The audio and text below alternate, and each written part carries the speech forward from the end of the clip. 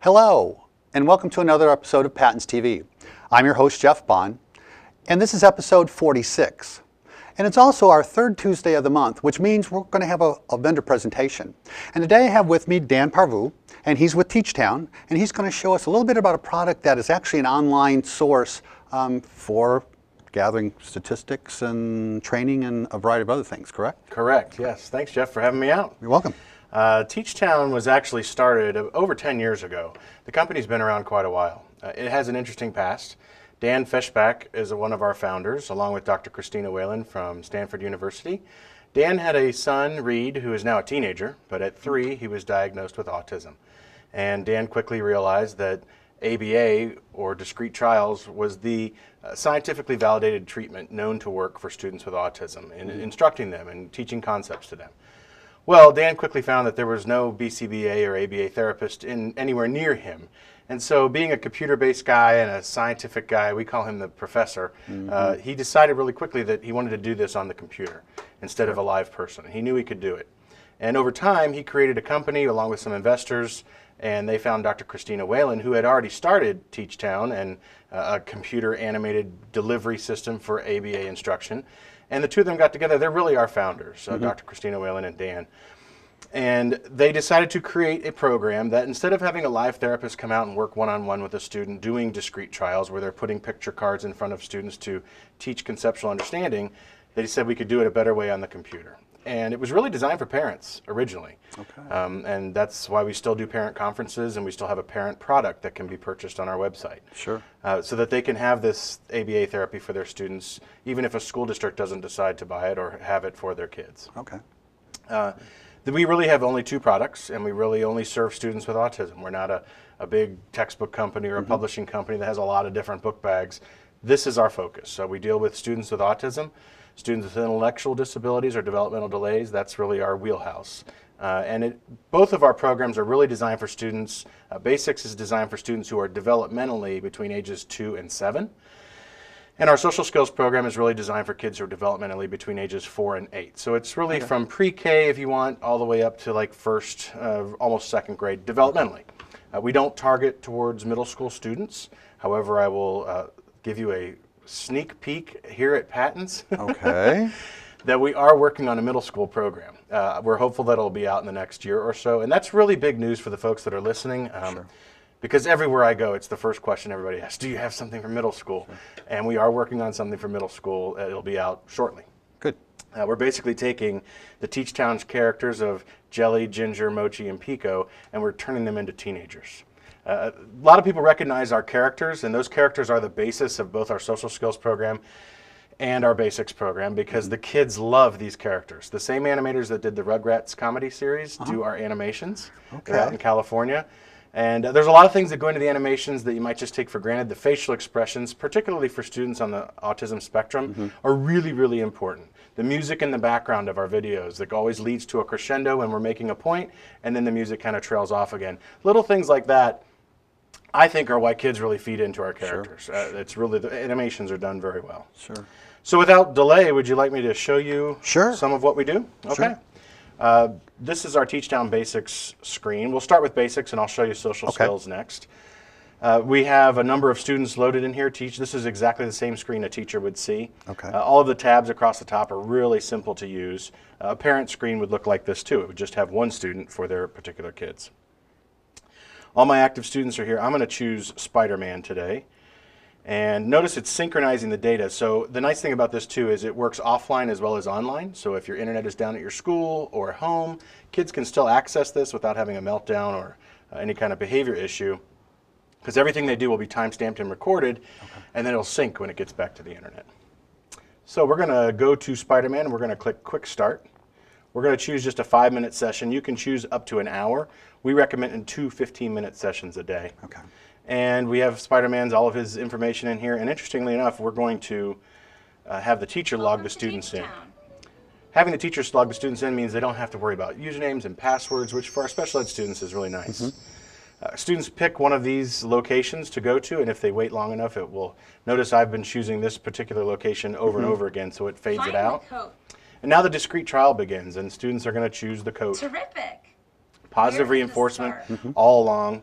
I'm going to choose a scarf. Notice that scarf Show was me the wrong, so the program is automatically going to adjust for difficulty level as well as prompt and fade to errorless learning, which is what discrete trials are all about.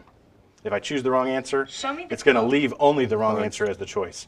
If I make no selection, it's going to start to prompt me over time for correct answers. It'll fade out the incorrect answers, and then as I'm getting the concept, it'll bring the correct answers Show back me the into hands. a succession. You did it. Hands. Find the code. We're going to do code. And I'm going to go through this trial. You can set the Find the scarf. correct answers from 3 to 5 responses all the way up to 9 responses, and then a reward comes. And that's Okay. what the conditioning is behind discrete trials, is that at some point I'm going to get Show a me the reward code. for doing all this hard work. Sure. And that's exactly what we're going to do. We're going to keep Terrific. giving some correct answers Make here. a choice. Now my choice board comes up. So after 9 responses is what I have it set right now, kids get to do something. And in this case, we're going to have them, we'll have them watch a video.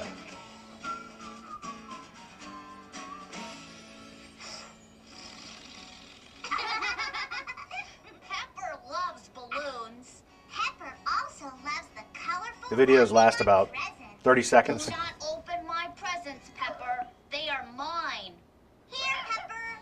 Get the balloon. Good dog. Pepper's good at jumping. Look how high he gets. You can do it, Pepper. Great job, Pepper. And that's it. Okay. The videos, Where is the it scarf? goes right back to the trial. Okay. And we're going to keep choosing. Now I'm Super going to job. control What out of pictures this. are the same? So at the end of every session, you'll get a session report with results. We clicked out a little early, so that's okay that we don't have any results there. But the student will work through the entire trial for whatever time frame we do. At the end of that time frame, a little window is going to come up with a Teach Town, the actual town, and it's all grayed to black with a moon, and it says "Good night, Teach Town." Okay. And you'll literally see students stand up and go "Night, night, Teach Town," and walk away.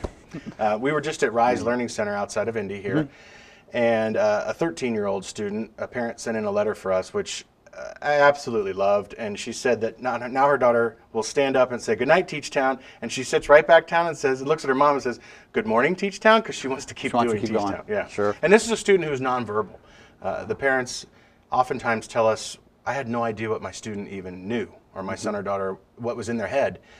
But they do communicate with the computer really well, and every click of the mouse, every time the student makes a choice, it's time-stamped and recorded. So this is really one of the reasons why I came to Teach Town, is what I'm about to show you next, is the data. We get amazing data results, and I'm going to show you some of them right here. So it's one thing to do these trials with a live therapist, and there's nothing wrong with that. I mean, we have ABA centers all over Indiana.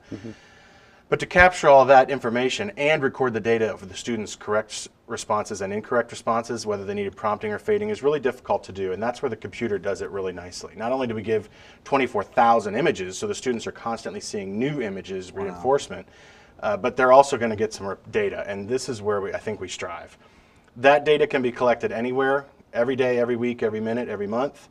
And this is also a free ESY curriculum as well, because we could take the students that are on for the regular year, take them off, all their data is stored in the cloud, and then put the summer school students on. All their data is done. At the end of summer school, we take them off the license and put the regular kids back on, and all the data is stored in the cloud again. So when the students come back in August, they start right exactly back where they were left off, which is nice. You can record this data anywhere. The program can be downloaded to any website, any place, anytime. We don't restrict how many places you can download the program. So I'm going to show you a couple different reports. Reports can be aggregated or disaggregated by student, by class, by school, by district. So if you're the district coordinator, you want to see all the kids, we can do that. Teachers can see just their class. Parents see just their student. And that's nice. Here's an example of I call this point my car scatter plot. Okay. If you notice across the bottom, hours of use versus number of lessons mastered. And if your statistics course took you back, the longer students use the program, the more we want to see their lessons mastered. Where this is helpful is as district coordinator or even as a school coordinator, I can quickly identify which students are on a very short time and mastering everything. Maybe Teach Town's not for that student.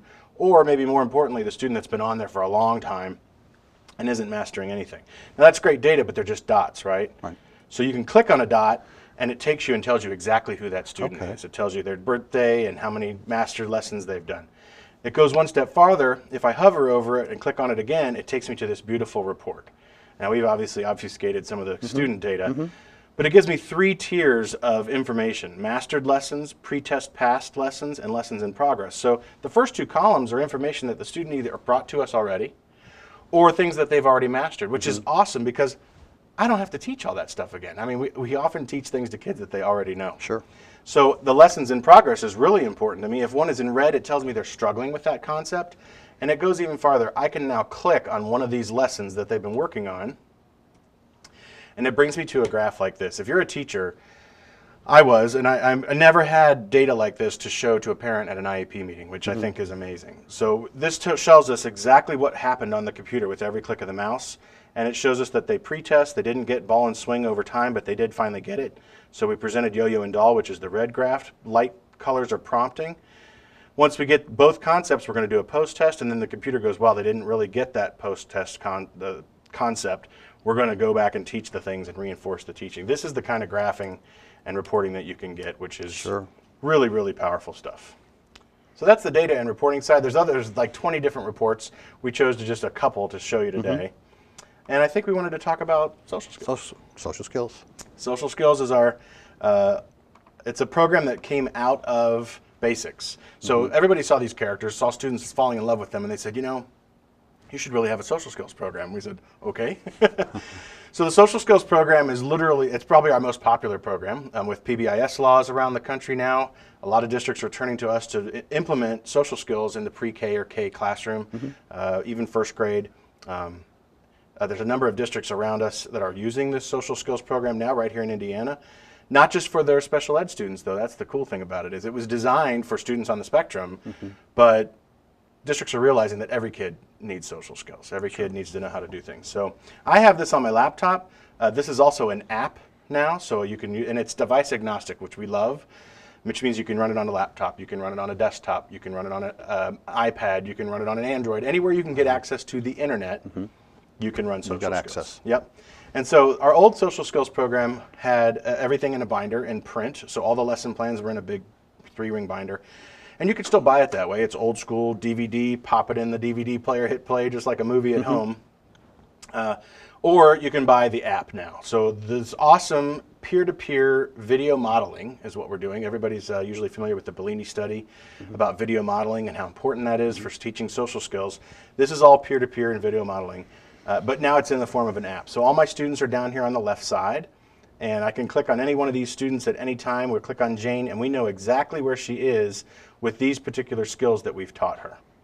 We can even go to how to end a conversation is one that she's working on. We know because it's in yellow, so we can hit resume. And this is where you can record this. Now the cool thing about this is you can record this on your phone. You could record it on an iPad in front. It's sitting anywhere. So if we say, does the student wait for the speaker to respond to the closing statement when ending a conversation? And we see Jane, this is our student, and we're in the cafeteria, and she's talking with the lunch ladies, but then just walks away. We know that she didn't exhibit that skill. So we could click no, we could confirm it, and notice that skill is now being recorded and time-stamped every time she does it, which gives us a cool assessment piece and data to follow. Along this right side, you can view details, you can view the actual episode, so how to end a conversation. This one's 3 minutes. We'll just start it for you so you can see that it works. I can't wait to plant my pretty flowers. My flower This also seed's blows going up to to full grow screen, big and tall, so if you have it like on a a beanstalk. projector or a whiteboard, you can show it to your class. Flying kites is so much fun. I know. I love it. Students can watch the video, teachers can watch the video. Right here in Washington Township, they're going to use social skills this year. The thing they love about it is if a student is having a crisis or an issue, they can grab their iPad, sit with the student on the floor, and say, let's watch how to take deep breaths to stay calm. Right, in real time. Real time, point of incident, and show the video. And even if they've done the lesson plans, they could watch the lesson together. They could talk about, remember we talked about this in class, that sort of thing. So that's the nice thing about this. You can also record ABC data on this. So if you want to put the antecedent, the behavior, and the consequence over time, you see one recorded here, it's just made up. You can actually have anecdotal data of what the students are doing that would bring about some change. Districts are also buying this for RTI models to give to the regular classroom teachers so that when they have a student that's experiencing a lot of these issues, they could do the assessments and keep the data and then bring that meeting to the child study team or to the special ed team to decide whether or not the student might need some interventions.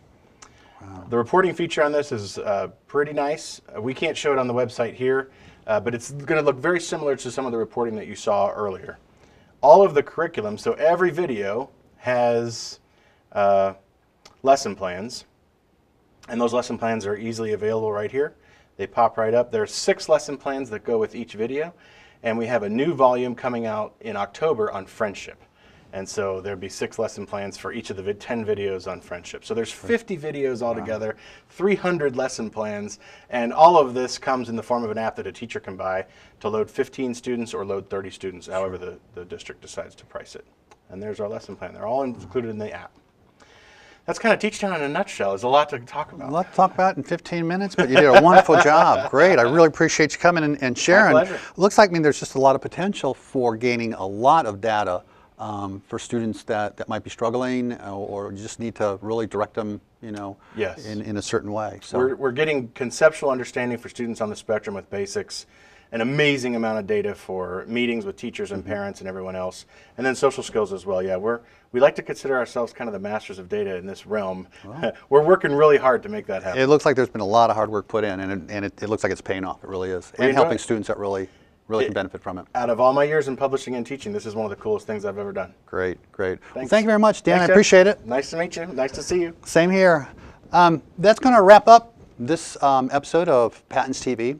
So I hope you'll join us first Tuesday and third Tuesday of every month. We'll be doing Patents TV.